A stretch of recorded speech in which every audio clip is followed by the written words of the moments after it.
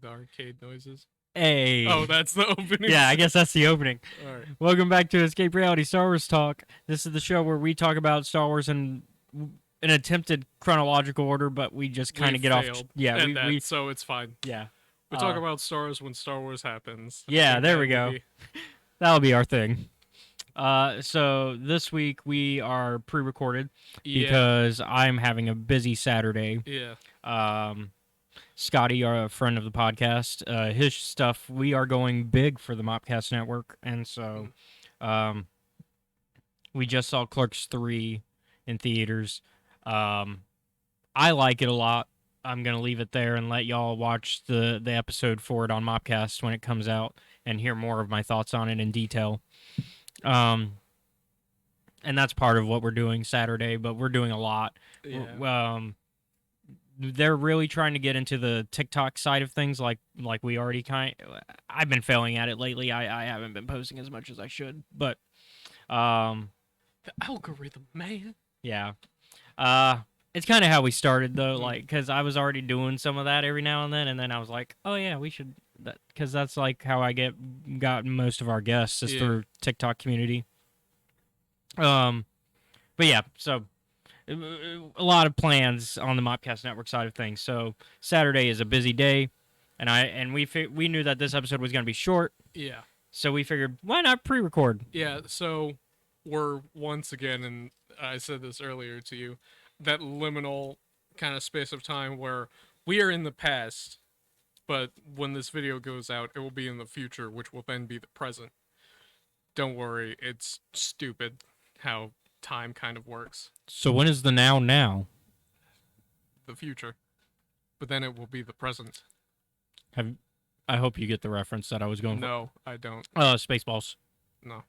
Have you never seen Spaceballs? I have. I don't like it. Yeah.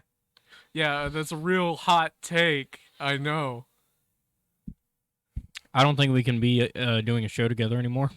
Oh, that's the thing that broke me. Not like my anti-droid start out of this. It's the fact that I'm like, Mel Brooks is a legend. Well, I suppose so. Spaceballs is a legend. Mm-hmm. Although Robin Hood Men in Tights is a little bit better. You're right. I'll give you that. It's all like Spaceballs is a good one, but it's not my favorite. I mean, it was initially when I first was introduced to Mel Brooks, but obviously, as you watch more Mel Brooks films, you get more accustomed to his taste, and you start to realize you have like a certain taste, and realize Spaceballs, it's an okay film. Can you name a few movies Mel Brooks is in? Because I'm not like sure. In or done. In or done, either one. Okay, well, I have a collection of his films that he directed. He did 12 Chairs. That was one of his first films. He did a remake of To Be or Not to Be, which is a very controversial film because the original one was made in 1942. Okay. And it's about what you think it is of what was going on during that time historically. World War II? Yeah, specifically the Nazi side of it. Oh. And from the Jewish perspective. Oh, dear. In 1942, so somebody had the cojones to go, you know what we should do? We should talk bad about, we had some people during that time here in the U.S. that were doing that. Charlie Chaplin did it famously. In fact, he got a lot of flack for it, and we weren't even in the war yet at the time when his film came out to talk about it, The Great Dictator. We became a little bit more historical, but, Star Wars is connected to World War II. I think it's fair. But yeah. So, Mel Brooks did a remake in the 80s. It's all right. He also we got Blazing Saddles. That's one of his more famous ones. The one that a lot of the more racist people will say, oh, you can't make Blazing Saddles nowadays. Yeah, you can. You could easily make Blazing Saddles again these days. You could get away with making Blazing Saddles. Have they not seen a Tarantino film? Django Unchained is almost a Blazing Saddles. Prove me wrong. I'm sorry. Django Unchained is the modern Blazing Saddles. No, I was thinking about the like Oh, like, one of the scenes where he's like, "I'm certain he's dead now." oh yeah. But you can make Blazing Saddles these days. I disagree with that the whole idea of you can't make that nowadays because of PC culture. Blah, blah, blah, blah, blah. No, you can make Blazing Saddles. Just- Um, Blazing Saddles is at the top for a lot of people. I don't put it as the best film, like a lot of people. A lot of people say that's the best film. Got Robin Hood Men in Tights. That's up there. Young Frankenstein. Or as Gene Wilder in that film says, it's Frankenstein. So you've seen that one. no, I just don't think I've ever heard someone fuck up a name that bad. No. Before. Oh, no. In the movie, he does the spit, too. That's why. No, I did. It's like, how do you fuck that up? Well, in the film, he is Frankenstein. And he's trying to separate himself from his grandfather. Ah, I see. Because the premise is that Frankenstein already did the monster, and that was his grandfather. And you know, I don't think. Do you think they read the book? oh no, I mean that. Dr. Frankenstein dies at the end of that book. And his Actually, main love interest is we fucking don't know what happens to Dr. Frankenstein at the end of that book pretty because he sure jumps he's the dead. well, because all he does is jump the ship. I mean, sure, he's in Antarctic. He's in the Antarctic, but like He's Antarctic with no provisions. That man. he can make it. We see that the monster's alive. There at the end of the book too, because we see the glowing eyes. That thing that they never explain how it's alive to begin with. Well, yeah, but every film always has to explain it. Yeah. Let's see. He also did the producers, both versions. So both the original, which is not a musical, and then the musical version that most people now know. He also wrote the musical adaptations of. So he actually wrote the lyrics and stuff. So in Young Frankenstein also got turned into a musical. He did Silent Movie, which was a film about them making a silent movie in the 70s. And and it's like hijinks ensues because like who wants to watch a silent movie in the 70s? Like, we can record this, sir. You don't have to do that. Then we got High Anxiety, which is kind of a take on a Alfred Hitchcock film. It's supposed to be similar to Vertigo. Is the take that it's supposed to be on. History of the World Part 1. That's actually my favorite. And it's basically there's no real plot until the Rome part.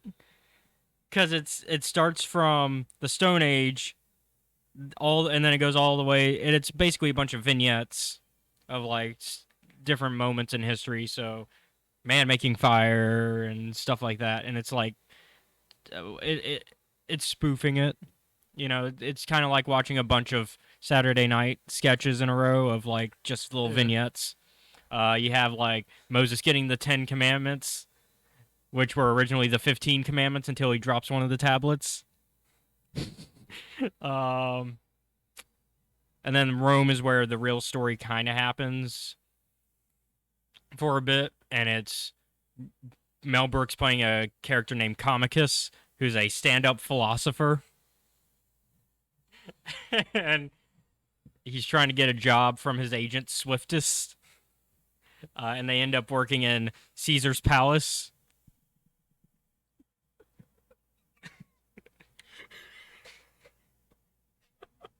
Yes, it's that type of humor. Oh, God. And Nero's played by Dom DeLuise. Because Mel Brooks and Dom DeLuise work together a lot. Madeline Kahn plays the Empress because, of course, Madeline Kahn's in it. It's a Mel Brooks film.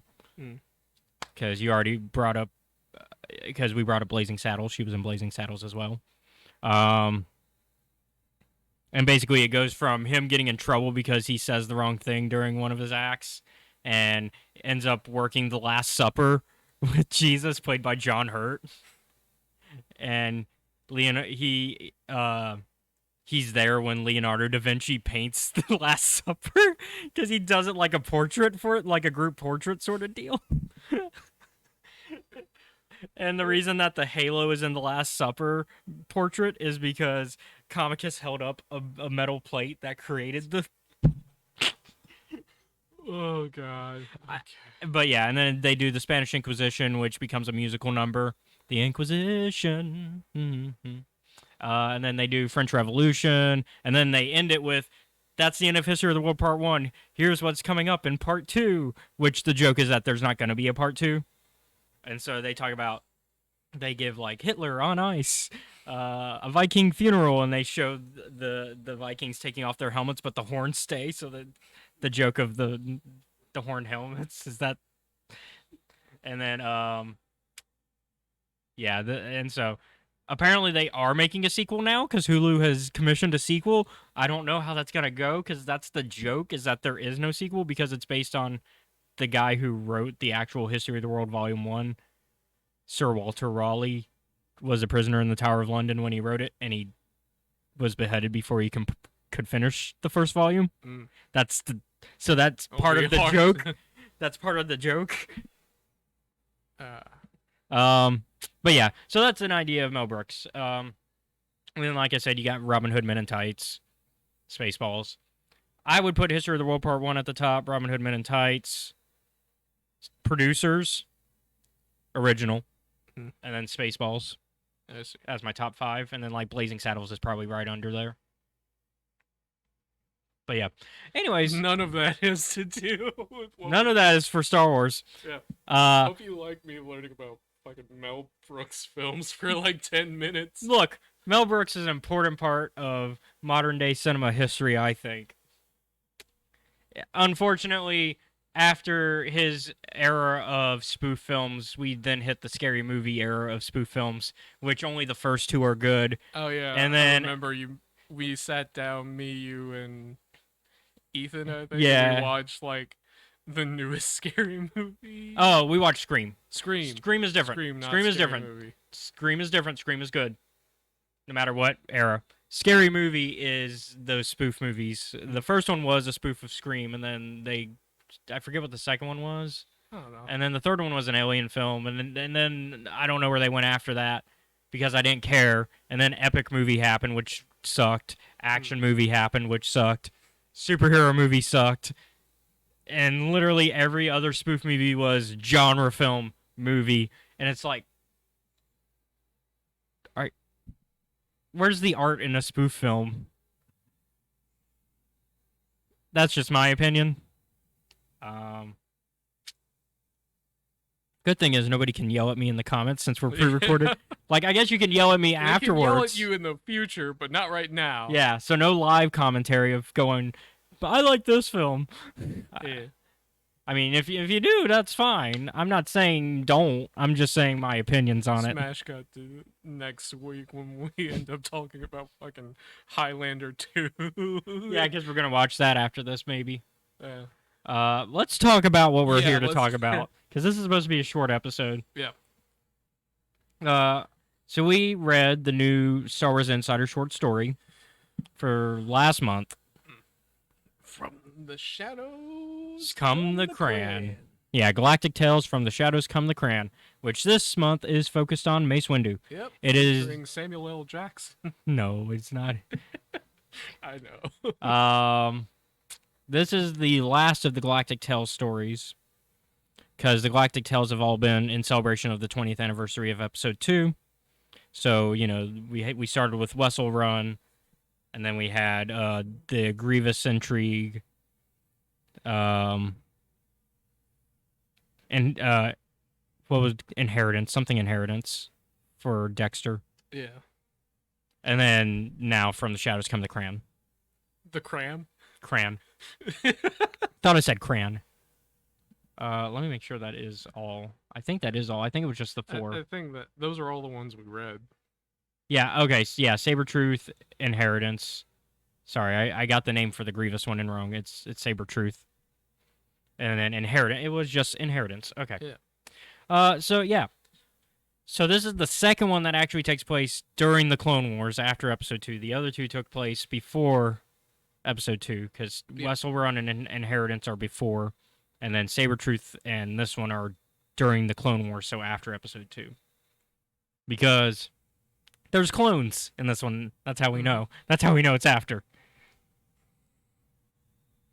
Because at first I was like, oh, is this going to be before Episode 2? Is this like Mace Windu going on a mission? And then all of a sudden they're like, no. There's clones here that are helping him. And I'm like, oh, okay, never mind. So basic premise is Mace Windu goes to this planet, Deluton. Oh, here, hold on. I had it pulled up. It disappeared. Dinatu. So he goes to this planet Dinatu because there's been a call for help because the Dinatuans have been attacked multiple times. They're like, something's fucking us up real bad, man. Yeah, basically these creatures from the shadows are coming out, taking our people, and then killing them. Yeah. And then leaving just their limbs. Why? We learn why later. Why? We don't know. Please send help.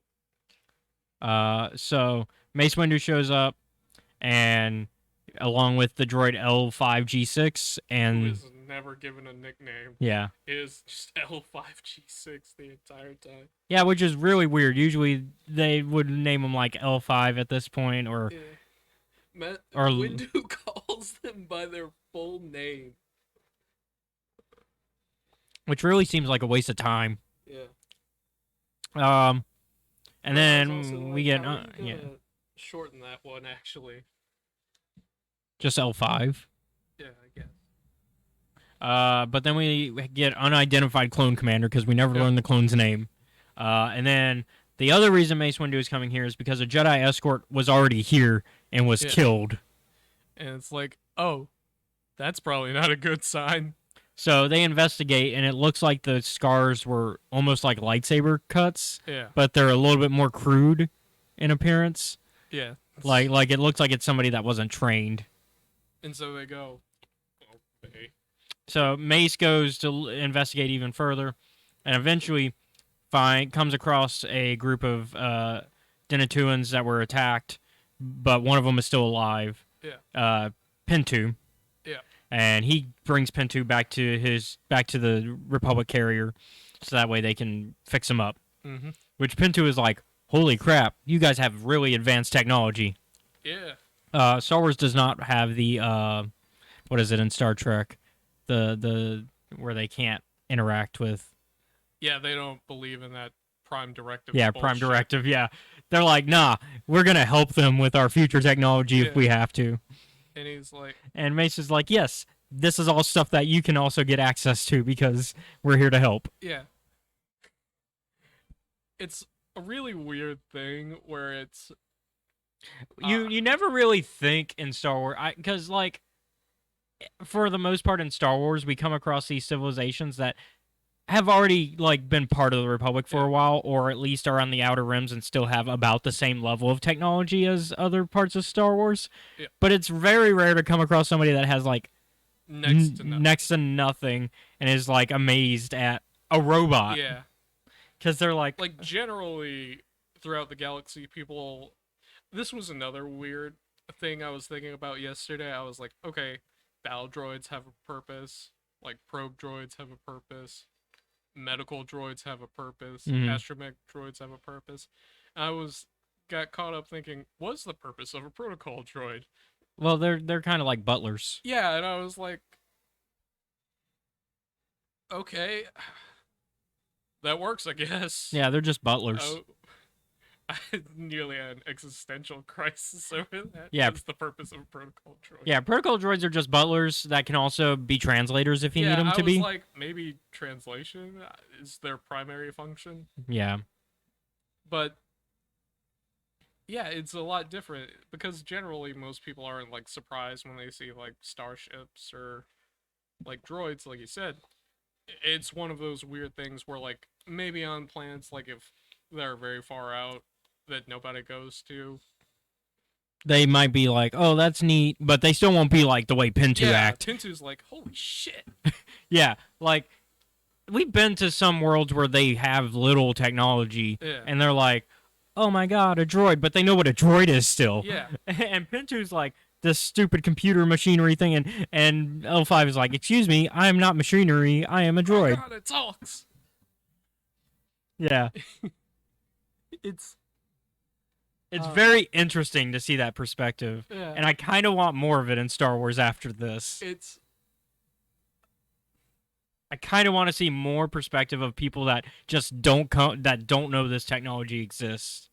yeah. It's also strange because, like we've said, we spend a lot of time in the High Republic.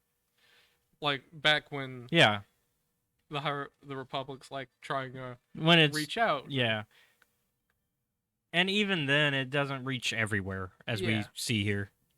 Because if we're hitting places in the Clone Wars that still haven't been affected by the Republic,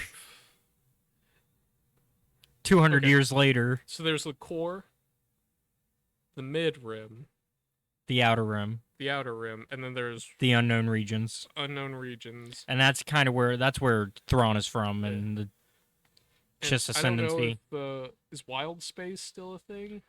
Hold on, let me pull up a map now, because now you got Because me. it's been a while. I have a map somewhere. Yeah. Because I save that stuff, because of course I do.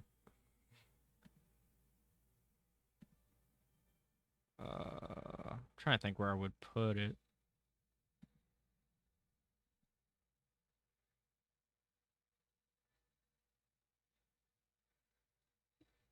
Personally, I love the concept in science fiction of just wild space. Well, They're like, yeah, we don't know what's out there. I mean, because Just admitting. in Star Wars, I mean, I think it is Wild Space still, because there's Adventures in Wild Space as a book series, Yeah. which we'll get to, but or is it Adventures in Hyperspace?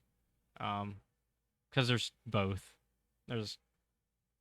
So we've got the Deep Core, Mhm. which has nothing, Yeah, because that's where you start to hit where the core of the Yeah. galaxy is, and you start to get fucky. Mhm. Then you've got the core, which has Hosnian Prime, Coruscant, Corellia, Alderaan, most of the planet worlds that you think of. And then you start hitting the colonies first. You hit the colonies first, and then you hit the inner rim. Then you hit the mid rim, and then the outer rim. I don't see a thing for it. Where's a label for it?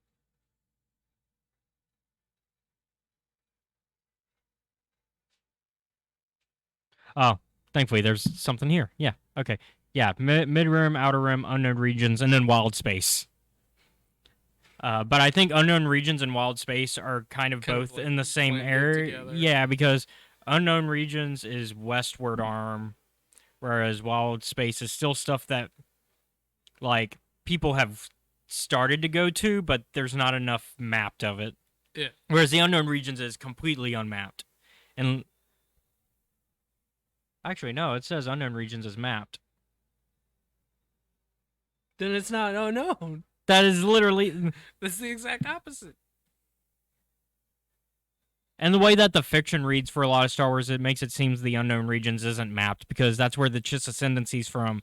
That's where, in Legends, where the Vong were from. That's, like, the whole point of the unknown regions is that's where all the creepy crawlies can come from, because it's unknown. It's where all the weird shit is. And Even then, by Star Wars standards. yeah. Vong. I feel like there's some hatred there that Oh, yeah, no, it's not just me. But yeah, deep core worlds, colonies. I forgot that colonies is considered its own thing now. Mm. This is a map from 2016, though. I think there's been an updated map since then, I see. because this is the 2016 Atlas book.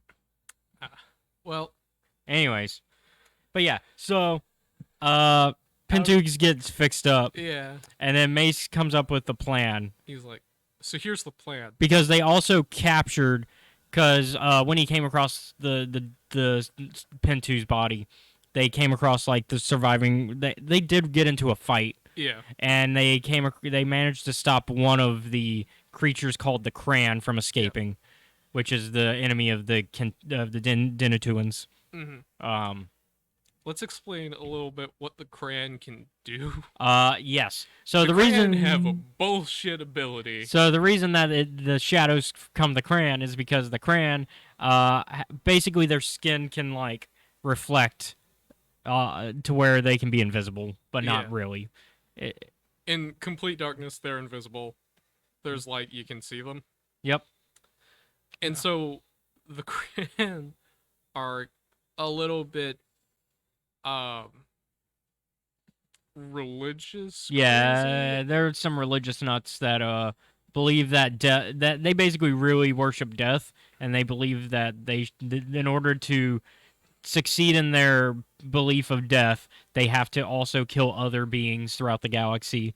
And so they basically go from planet to planet doing that, Yeah. capturing people by night and then sacrificing them during the day to their god. And they're like, we leave the arms out as a reminder. They leave the limbs, all limbs, The because limbs and it's not a reminder because so I'll explain why they leave the limbs because Mace actually asks their prisoner I'm because trying to remember. the prisoner is Whis, and Whis is like, I'm not telling you nothing, and then Mace Windu uses the Force and is like, all right, you'll tell me everything, and so Whis tells them where the ship is, how many of them there are, which there's only 7. Yeah.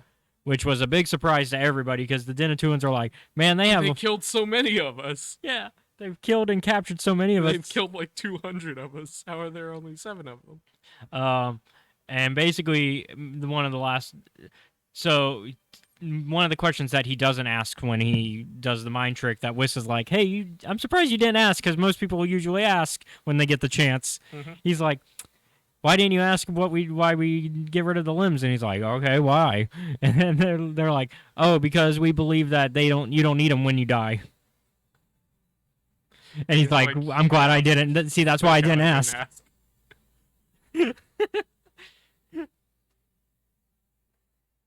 So he takes Very Egyptian of them to be like, or no, Egyptians believe you take everything. No, yeah, you need that. It's the opposite. It's the exact opposite. What religion would this be? I guess So I can't really think of a comparison where they're like, you don't need the thing with you. I guess technically Christianity you don't, because the idea is that your soul is a separate entity from your body, and so you don't take whatever you take. But it's kind of weird that they took it to that literal level where they're like, you don't need it, so we're just gonna cut it off. Won't be needing this anymore, now will you? But it's not like they do anything with it; they just leave it.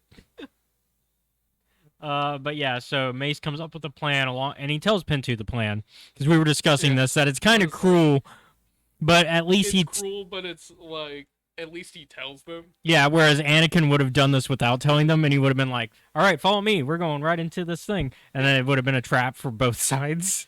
And so the plan. Do you want to explain? Yeah, I'll explain. Master Windu's plan is essentially to lead them out, basically during to the ship during like daylight. No, during the night. During the night? Yeah. Oh, God, that makes it so much worse. Because he has to do it at night to do for the plan to work. Because so he's going to the ship that Weiss told him about. Yeah. And he's like, yeah, I need all the Denatuans with me as many Denatuans with me as possible, and we're gonna go to their ship, and it's gonna be like, because he asked L5 how much longer till daybreak. Which also was like 3 hours. Yeah, their day-night cycle is so quick. Quick. I couldn't get a nap in this fucking planet. Fuck this planet. Because I think it's like 5 hours for night and then like 3 hours for day, and then that's it. This planet is fucked. Nothing grows here. And so they're like, we have enough time to get to the. So he's like, we got enough time to get to the ship. Well, I don't think the Denatuans had a choice. I think they were probably. They're probably got from here. They're probably from here. Because I doubt they even have ships from the sound of it. That is true. It doesn't. So Windu's like, yeah, we got enough time to get there, so we're all gonna get there during the night, and we're gonna draw them out so that way they think, oh, free Denatuans for us to sacrifice, and then the daybreak hits and that messes up their cloaking, and then we've got them. We're gonna fuck them up. Yeah. And so that's exactly what happens. Windu goes out there, he's hiding. Yep. The Denatuans are out in broad night light. I was gonna say daylight, but it's night. Yep. And so the Kran are like, oh sweet, free Denatuans. And they start, one of them goes for it, and Mace Windu cuts his arm off immediately and is like, nope. And that's when Mace comes out. And it's not very long before daylight after this. Like literally, he cuts the guy's arm off, kicks him a bit, and then daylight happens, and he's like, all right, let's get him. I think like one clone trooper got killed in that mess. Yeah. Like, it's really quick. Yeah, it's like, I was like, well, actually, yeah, this makes sense. Because depending how long it took him to get to the ship. Yeah. I'm like, this makes sense. I believe Windu could probably pull that off. Yeah. But yeah, I so can believe the guy that damn near killed Sidious could handle this. yeah. And so we so close, man. So close. So they save the day, capture the seven, and we I don't remember if it's Whis or if it's one of the other Kran that's like, why not? You should just kill us. Let us have our way and kill us. And Windu's like, no, that's not the Jedi way. I'll let you die on your own terms, but I ain't killing you. Die later. He's like, you can die from following your religion. I'm not taking that away from you, but I'm not gonna kill you right now. I'm capturing you because that's not my way. We're gonna put you on a nice sunny planet. And so that's the end of the short story. Like I said, this is a quick episode. I like it. It's a fun, quick, short story. It does exactly what it's there for. We get a little bit more of that Clone Wars era, because that's really what Galactic Tales is. Galactic Tales is that not either it's the pre-Attack of the Clones, just after Attack of the Clones era. I kind of like getting these short stories. I like celebrating the 20th anniversary of Attack of the Clones. It's the end of that. How does it feel being done with Galactic Tales? It's short. Like all the shorts. All of them put together are pretty, paint a very like good picture of events once you like place them in order. Yeah. I mean, how does it feel kind of coming to the end of this little mini era of Star Wars Insider short stories? Because we haven't finished the High Republic ones, but I mean, we've kind of come to the end of here. I don't hate it. Yeah, I'm not sad it's over. Like, you're ready to jump back into High Republic, because that's where we're going next. That's where it said that the next one is. The next one is the start of Phase 2 of the High Republic stuff. So now, this upcoming month's issue is going to be a short story in that era. I can't remember who they said it's being written by, because they did say...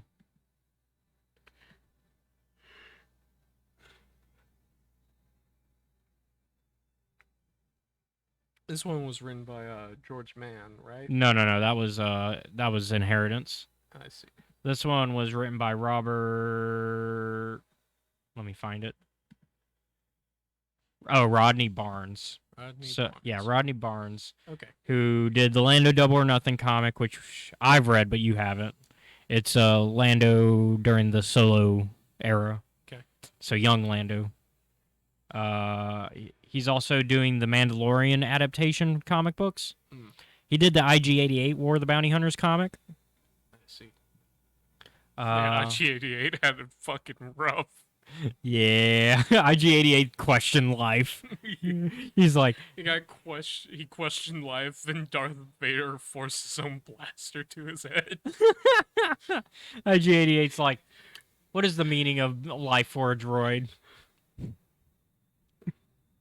And it's just like, oh, IG-88, I'm sorry. Meanwhile, Forlom and Zuckus are having the worst time as well. So, I mean, that's a good sign of this, because that's a good sign of this writer, Rodney. I like Lando Double or Nothing, and you liked... if we can feel emotions for IG-88, that's a good sign. So, yeah. And, yeah, they're counting the omnibuses, because it would be this within the omnibus, and then yeah.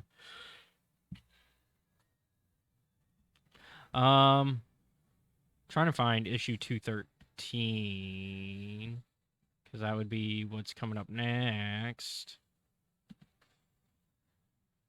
I mean, that's not what we're talking about next, but I'm curious who's writing the next one. So the next short story, they're calling it Tales of Enlightenment, is what they're calling the series. All right. New Prospects Part 1, so it's going to be Part 1 of a two-parter, so we'll probably wait till both parts are out to talk about it. And it's being written by George Mann. Hey, okay. George Mann's coming back. Sweet. Oh, yeah, because I think he's writing one of the novels. That's why. Because they try to get whoever's writing the next book as one of the people for the short stories. So that makes sense. For the High Republic ones, anyways, that's what they've done. So what? Speaking of, though, what's coming up next, I had to do some rearranging so that way this episode could fit. Because I didn't realize we were going to... Basically, 2 episodes came up on me, and I was like, oh, yeah, we should do those. We had Rebels last week, because I didn't know it was out until like a few weeks ago, and I was like, oh, yeah, we should do an episode with that. And then this came up, and I was like, oh, yeah, we should do an episode of that. So, what is, speaking of, now that we're back on track, what are we doing next? Good question. We are going back to the High Republic. We are finally reading the third junior young adult novel. Sorry, not junior novel. Young adult novel. The High Republic Out of the Shadows. Which is the one that I remember the least. So this will be fun. Because now I can reread it and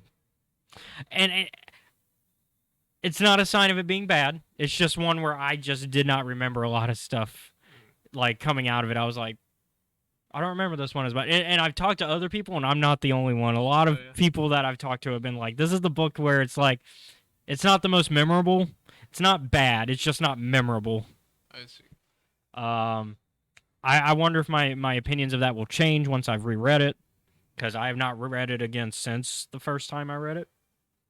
So, and a little preview of what's coming up in case, as far as I can tell, if nothing changes.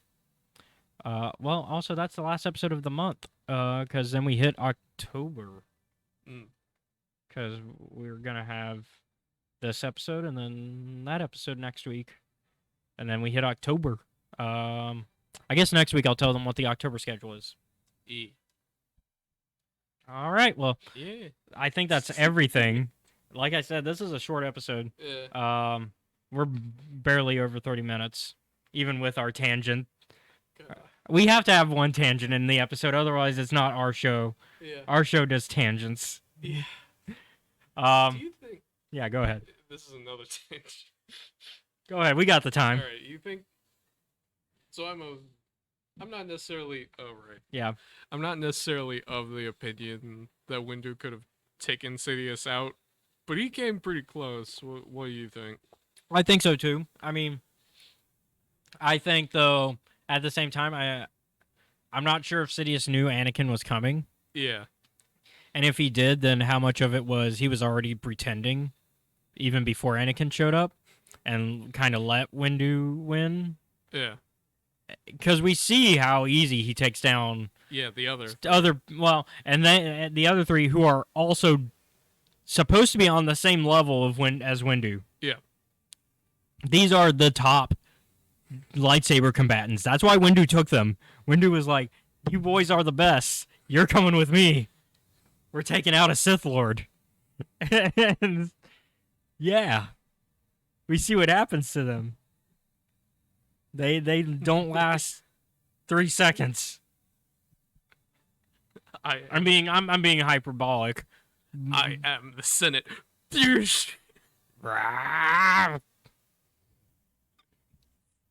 So fucking scary. I'm kind of upset we're not live because I do have that sound as one of the sounds on the Twitch channel. Spiral. During the spiral. But yeah, I don't know.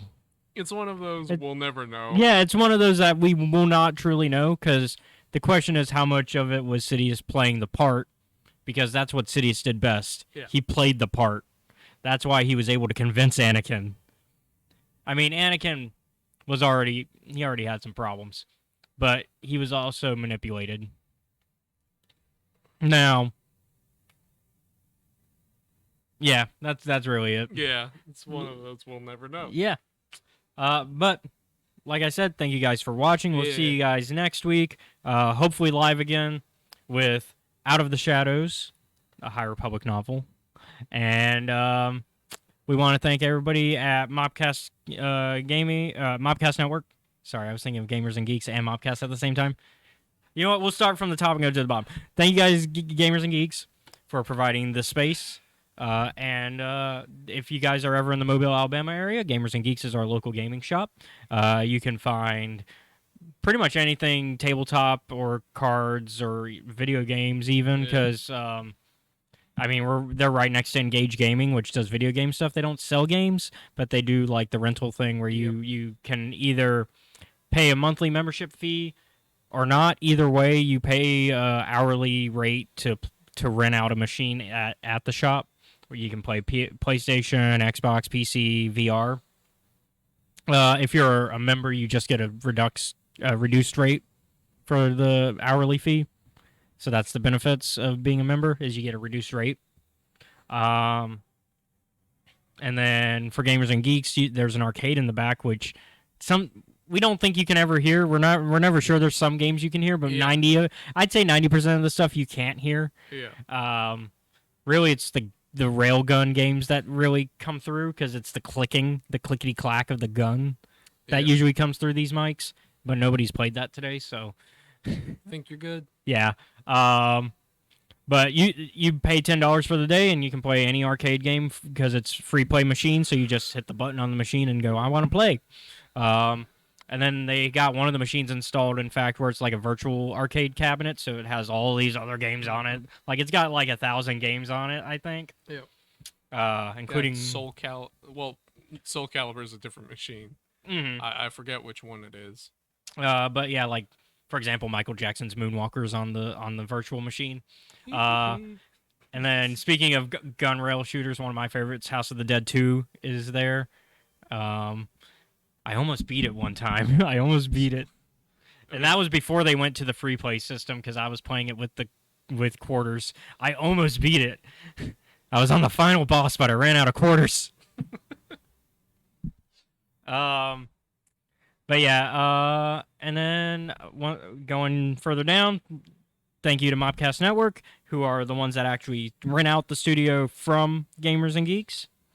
And they are another podcast group that's like us that I help produce their shows for. And if you want to find them, they're on youtube.com/Mobcast Network. They're also on any fine podcasting app that you might use. And if they aren't on it, just reach out and they'll try to get on it. And their shows include Cult Movie Cantina. I was taking a breath. Cult Movie Cantina, which Cult Movie Cantina is our movie review podcast where we talk about cult movies. This week we're talking about like I said at the top of the show, the recently released Clerks 3. Sorry, my brain is... Are you okay, man? We're near the end. We've had a long day. Well, you've had a long day. I took a nap and I'm still feeling... it's also hot in here. How's that iced coffee treating you? It's giving me a little bit of the pep. I've got the pep, just not the brain stimulation to go with it. But we're talking about Clerks 3, which we just saw in theaters. Get to hear my opinions on it. And then we've also got Tuesdays with Scotty, which we're currently recording a lot of backlog episodes. Yeah. Y'all tend to do that for that show, actually. That's the plan, is basically once we get the backlog episodes done, just release them in a batch, so that way we can just record ahead. Yeah. And then at some point we'll bring back Catacombs, which is the like even deeper dive into movies. We kind of talked about that when Scotty was on the show, because we talked about that's where Highlander 2 would go, because Highlander's a cult movie, but Highlander 2 is a Catacombs movie. And you're going to find that out if we watch it tonight. Yeah. What we mean by that. Catacombs are the, like, even lesser known films that are just like, even like movie buffs are like, oh, that film? And then we do Star Wars, My Star Wars Life, which is coming back with a weekly Andor recap once Andor comes out. Currently, the figuring out of how we're going to do Andor is a thing because they're releasing the first 3 episodes on the first week. And it's like, how do we do this as a weekly format? Do we do a 3-hour show talking about the 3 episodes? Or do we just be behind a bit for episodes 2 and 3 and go 1, 2, 3 weekly? Or do we do 1 and 2 and then 3 and 4 and catch up that way? You know. That's a Scotty problem. That's a Scotty problem and a me problem. Yeah. But for our show, it's easy. We wait till the entire show's done. Yep. Darth Vader just fucking dragging Obi-Wan through the coals. But yeah, I think that's about it. Yeah. Also, shout out to the Patreon. Thank you to Seth's mom, Jennifer, for being a Patreon member. Thanks, Mom. And, of course, as usual, we will upload a new image for the comic that I'm working on for Super Worlds. And you can find stuff there on the Patreon page if you want to get involved. It's $5 a month for the first level, and that basically gets you access to the Discord and to the art. And eventually, when I start doing YouTube full-time again, it's going to get you access to YouTube videos a week before they're uploaded to the public. And then the $10 a month, which is what Seth's mom, Jennifer, is on, that gets you access to something extra. I don't know what she gets extra. I feel bad. I should know. Oh, sorry. $1 a month gives you just the Discord and access to the Super Universe Tabletop RPG. That, we have playtest. We have recordings from that on the. Yeah, but it gives them access to the actual documents, so they can actually play it themselves if they want. Because I built a tabletop system based on my novel. It's still in playtest mode because I'm basically waiting for art. Like the rules are done. I'd argue that it's at its final state. I just don't have art and stuff ready to publish it. Like I need battle maps and stuff like that. I'll punch a robot again. That's the $1 a month, and that does also give you access to the that lets you look at the artwork for the comic as well. I haven't updated what it gives you, but it gives you that as well. The $5 a month gives you the early access to YouTube content, to YouTube videos. And then the $10 a month gives you access to PDF copies of scripts for anything that's scripted that we write ahead. I think it's a month before we. Yeah, so you get a month while we're making it. I forgot these are named after different. Oh, different characters in the Escape Reality Films catalog? Yeah. Yeah, all the levels are named after characters from stuff that we've worked on for the YouTube channel. So we've got Antonio tier for the Antonio Saga. We got the Jimmy Tai tier for the Jimmy Tai shorts. We got the Toki tier for the Star Wars Edge of the Empire campaign. We got the Sildenafil tier at $15 for the D&D sketch, D&D adventures. B9 tier at $20 for B9 from the Knights of the Republic campaign.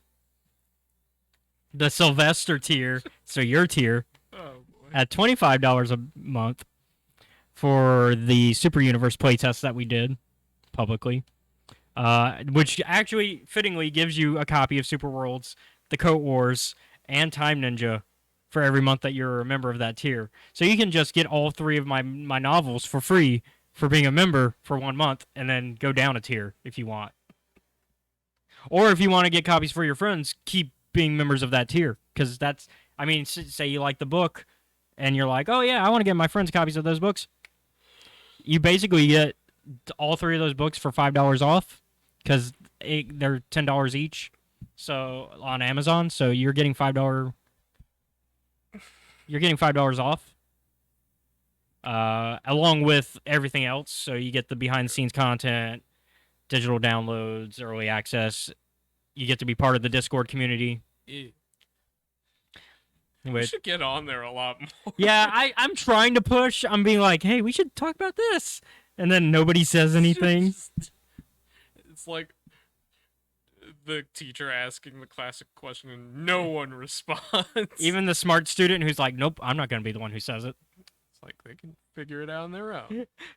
Which I was that kid. I was the smart kid in a lot of my classes, and then I would just not say anything as well because nobody else was saying anything. And it's like, well, why should I answer if they're not going to? I think at certain points, I just got pissed and raised my hand, even if I didn't know the fucking answer, just so that someone would say something. And it's like, it's either that or the answer is like kind of obvious. Yeah, but so far, we are at a very small, minuscule point to our goal. We have $8.91 a month because your mom does the $10 tier, but of course Patreon takes their cut. Yep. And our first goal is to get 5,208 a month at some point once we build an audience. When we do get an audience, I mean, I think we're getting an audience. Yeah. We have subscribers, and we've got on both formats. On YouTube, we've got subscribers. On followers, it's Twitch. On Twitch, it's followers rather. So we've got both, and we've almost got 100 on Twitch, by the way. Thank you guys on Twitch. Yeah. Which I get. Oh yeah, that's what we forgot to shout out is our channels. You can find the Twitch on twitch.tv/CJ Star Wars 94, which we are almost at at our goal for the followers on Twitch. We're almost at 100. I made that a goal. We've only need 4 more followers, so give us a follow there.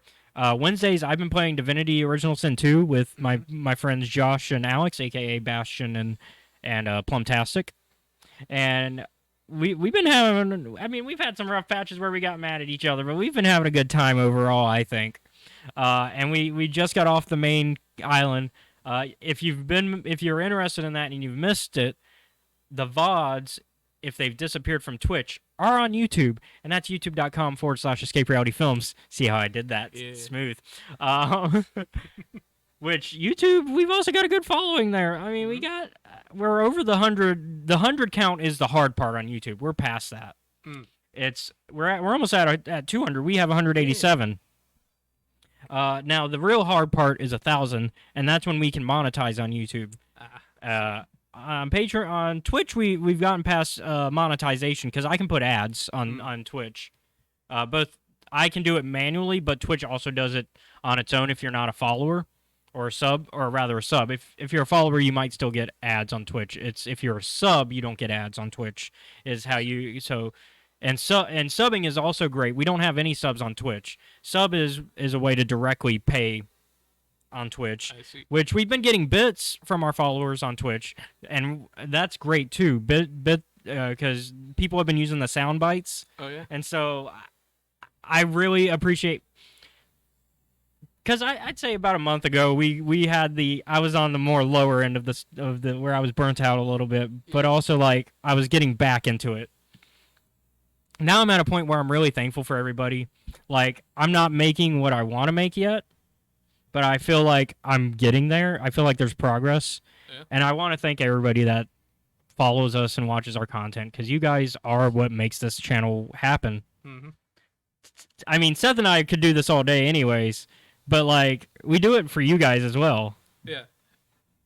The two things I would say, the two reasons we do this are, one, our personal satisfaction of doing it. Yeah, because we want like people to watch it and enjoy it and talk to us. Yeah, because we do interactions. I mean, if we see somebody that has an interesting thing, we'll talk about it. I mean, we just don't get enough interactions to where that happens enough at the moment. Sometimes the question will be asked, and we'll give our best answers. Yep. And so, I mean, I enjoy the community that I've found myself in, that we found ourselves in, I should say. And I hope that, because we have a lot of people that watch. Y'all should interact. Y'all are here. I know you're here. I know you're watching because I can see the stuff. I see the. There are no stupid questions. Go ahead and Well, it's not ask. even that. Like, just say hi. Yeah. I mean, I can see the analytics. I know you guys are watching. So like, feel free to comment. Say what you want from us as well. Like, if you Yeah. guys want us to talk about a specific topic that, I mean, we haven't talked about yet, we'll tell you if it's on the schedule already, or we'll bump it up on the schedule if it's something that enough people are excited about. Yeah. I mean, the reason that we change the schedule so often for this show is because I'm trying to keep on track of like new releases. And so that's why we're still not done with Phase 1 of the High Republic. I mean, otherwise we would be done with it by now. We would be done with Phase 1, to be honest. 3 shows have, I think, came out since we started. Yeah. I mean, yeah, because Andor is coming out. We did Obi-Wan and we did Book of Boba Fett, yeah. Yep. So, like, yeah, 3 shows have come out since we started. We'd already be done with these if we ignored those. But we're not going to. But we're not going to because we know you guys want to talk about that Yeah. stuff. We may be a week behind, but we know you want to talk about, and we know we're not talking about it on a weekly basis, which is what a lot of people like doing. Yeah. But at the same time, we're going to talk about it. And I think also waiting till it's done also gives us a fuller picture of the Yeah. show. And it fits our style of how we review things. Yeah, like we go from start to finish. And so feel free to say, hey, can you talk about, I don't know, what's on the schedule right now that we haven't talked about yet? Talk about Master and Apprentice. It's on the schedule for this season, but we haven't talked about it yet. I mean, I've read it and I've listened to it and you've listened to most of it.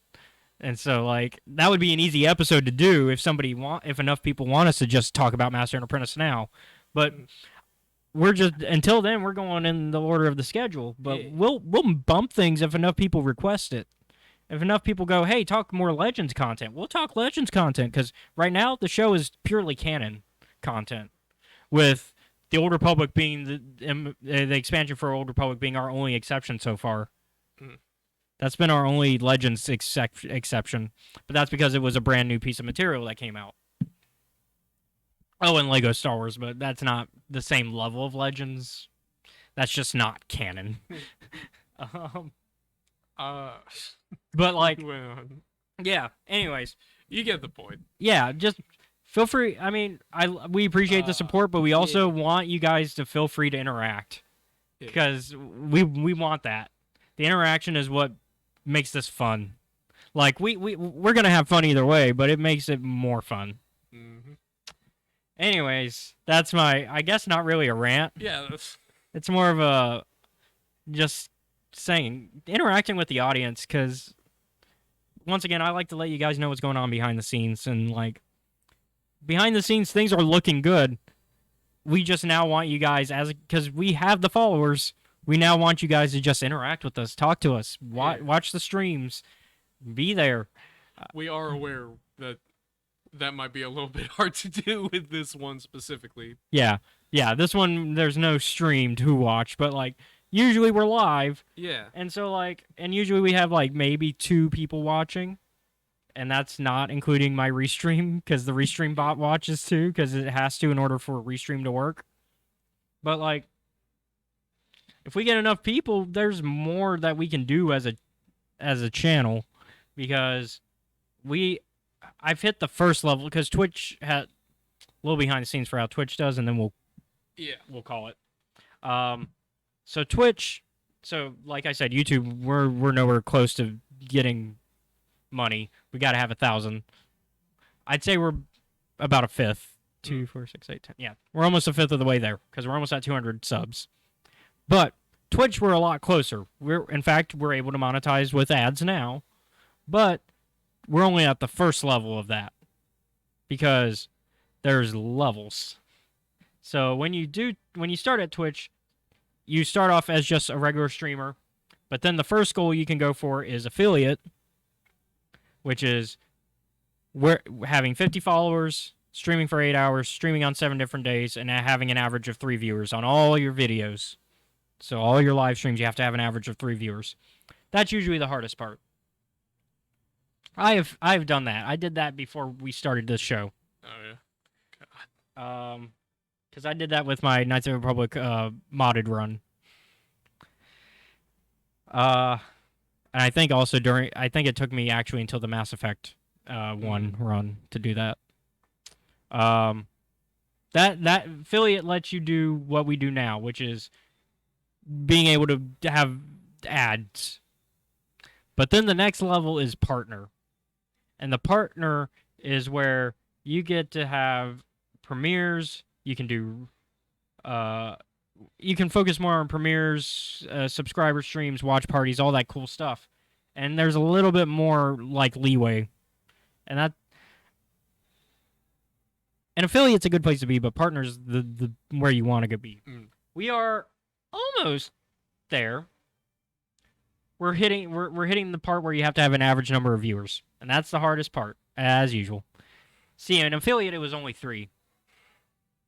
In partner, you have to have 75. Oh, it's quite a jump. 3 to 75. Yeah. Stream for 25 hours, which and this is within a month. Like, they put these in a month period. Right. So in the month period, I've streamed for 44 and a half hours is what it currently shows. And then I've streamed on 12 different days, which is the date, the new 12, it's 12 different days instead of 7. And then 75, I only got 1.5 of the average viewers for those 44 hours. Which means I haven't even hit the 3 like I did for affiliate. It doesn't really bother me. It's just like I have 96 subs or followers. You would think. I know I don't always stream on a consistent basis, and I'm trying to fix that. And but it'd be nice that if you see the pop up and you're not doing anything, just come in, say hi. There's way. I mean, if you want to watch our stream on a weekly basis, that's one of the shows that we are pretty much consistent on, except for days like this where we pre-record. But we usually try to let you guys know ahead of time that we're going to do it. But anyways, that's a little behind the scenes. Once again, though, I do thank you all very much. Yeah, thanks. Because without you guys, we wouldn't even be where we are now. Yeah. Like, we're on episode 37. Episode 37. Of this season, yeah. If you can believe it or not. So we've done 37 episodes of this format for the show. Oh, man, my God. Yeah. I remember when you asked me to do this. And I was like, yeah, sure. I was like, this is probably going to be a commitment at the time. I didn't quite understand what that meant. But I'm glad I did it anyway, and I'm gonna keep doing it. Yeah, that's the thing. Much as I can. That's the thing. If you guys don't start interacting more, we're still gonna do it. We're not gonna stop because you guys aren't kneeling to our commands, which we're not really commanding, but you know what I mean. Like, we're giving demands, but you're not like, but we're not really demanding it. We're like, it would be nice, but like we're still gonna do it whether or not you guys react, because like you said, it's a 2-factor thing. We do it because we love to do it, and then we do it because we want interaction. Yep. Even without the interaction, we're gonna do this because we love to do it. So that's like until we get tired of doing this, which Star Wars is like a big part of my life. So it's not gonna be me that gets tired of doing it. If anything, Seth is gonna be like, Caleb, I'm done. No more. No more Star Wars. No more Nihil. It's gonna be the Nihil.